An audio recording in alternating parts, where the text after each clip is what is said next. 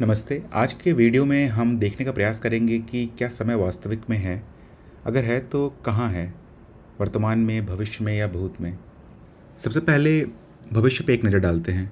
जैसे मान लीजिए कि आज 1 तारीख है, तो आज से 8वें दिन 8वां तारीख होगा। तो क्या वह 8वां तारीख भविष्य में आएगा या वर्तमान में आएगा? जब भी 8 तारीख आएगा, वह वर्तमान में ही आएगा। इसी तरह से अगर आप भविष्य की किसी भी घटना को देखें, भले ही वो अनुसूचित हो या सूचित हो, वह वर्तमान में ही आएगा। आप भविष्य के बारे में जो भी सोचते हैं, वह केवल कल्पनाओं में होती हैं आपकी, और वह कल्पना वर्तमान में ही होती है। इसलिए भविष्य में तो कोई समय नहीं है। भविष्य में अगर समय है तो वो वर्तमान में ही आएगा।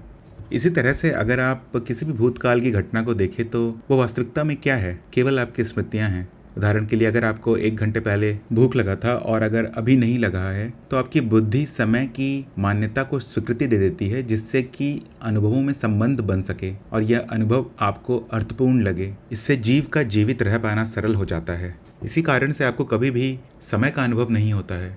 ना ही कहीं भूतकाल का अनुभव होगा, ना ही कहीं भविष्यकाल का अनुभव होगा। आपको केवल परिवर्तन का अनुभव होता है, और इन्हीं परिवर्तित होते हुए अनुभवों पे जब समय की धारणा डाल दी जाती है, तो जीवन अर्थपूर्ण लगने लगता है इस जीव को। इसके कारण यह दोहरी माया, समय, सत्य लगने लगता है, पर वास्तविकता में इसका कोई अस्तित्व है नहीं। अब एक नज़र वर्तमान पे डालते हैं और देखते हैं कि वर्तमान कितनी देर में होता है। मान लेते हैं यह रेखा समय को दर्शा रहा है, जहाँ नीला रंग भविष्यकाल को और लाल रंग भूतकाल को दर्शा रहा है। तो वर्तमान कहाँ होगा? शून्य पे होगा। और वर्तमान को होने में कितना समय होगा? मान लेते हैं कि 1 सेकेंड का 1000वां हिस्सा होगा। और इसको अगर हम इस ग्राफ पे देखने का प्रयास करें, अगर वर्तमान 1 मिली सेकेंड का होता हो, अर्थात सेकेंड का 1000वां हिस्सा, तो आप देख पाएंगे कि आधा वर्तमान भविष्य में होगा और आधा भूतकाल में होगा। पर यह संभव नहीं है। तो क्या यह कहना उचित होगा कि वर्तमान 1 मिली सेकेंड से भी छोटा हो?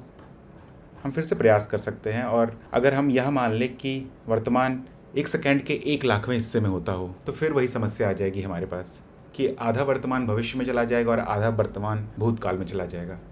इसी तरह से अगर आप कुछ भी कल्पना कर ले कि वर्तमान 1,00,000 करोड़वें हिस्से में होता हो 1 सेकेंड के, तो भी ये समस्या आपके पास बनी रहेगी। आधा वर्तमान भविष्य में होगा और आधा वर्तमान भूतकाल में होगा। तो फिर क्या सत्य है?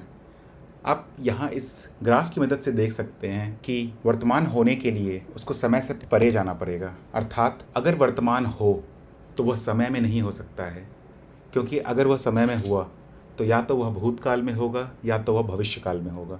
इसलिए वर्तमान शून्य समय में होता है, वर्तमान समय में नहीं होता है। हम समय की धारणा को बना लेते हैं अपने जीवन की घटनाओं को क्रमिक रखने के लिए।